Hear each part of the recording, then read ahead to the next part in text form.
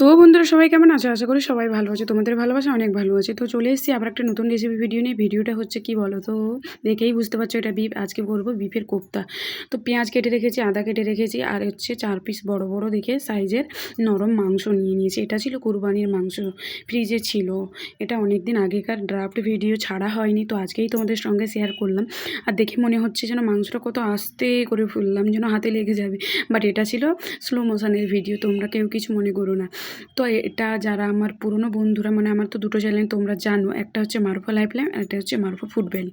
তো যারা আমার পুরনো বন্ধুরা এই ভিডিওটা দেখছো, আমার এই চ্যানেলটিকে সাবস্ক্রাইব করতে ভুলো না, আর পাশে থাকা বেল নোটিফিকেশনটা টাং করে বাজিয়ে দেবো। তো চলো, মাংস যে যার বাড়ির লোক অনুযায়ী মাংসটা ততটা নিতে হবে।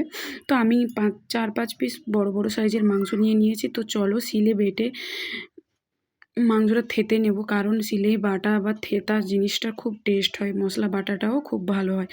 তো আমার কিন্তু মিক্সচার মেশিন আছে, ভেবো না যে আমার নেই, তো আছে, কিন্তু আমি এই সিলে বাটতে এলাম কারণ তার টেস্টটা খুব আলাদা হয়।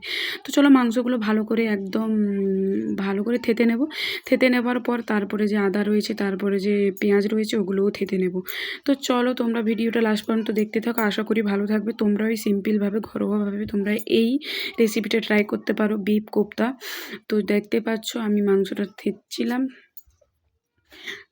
দেখো অনেকটাই থেতা হয়ে গেছে। তো তারপরে একদম ভালো করে থেতে আমি একটা বলে করে তুলে নেব।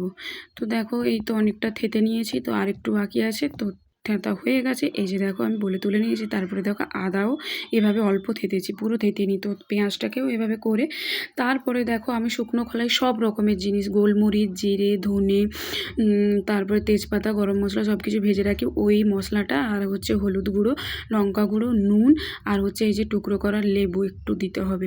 তো তারপরে কড়া বসিয়ে দিয়েছিলাম, কড়াটা অনেকটা হিট হয়ে গেছে, এটা ম্যারিনেট করে 10 মিনিট রেখে দিয়েছিলাম। তো তারপরে দেখতেই পাচ্ছ গোল গোল টিকিয়া কোপ্তার মতো দিয়ে দিয়েছি কড়াইয়ে। এই দেখো এপিট ওপিট লাল হয়ে ভেজে হয়ে গেল এই কোপ্তা।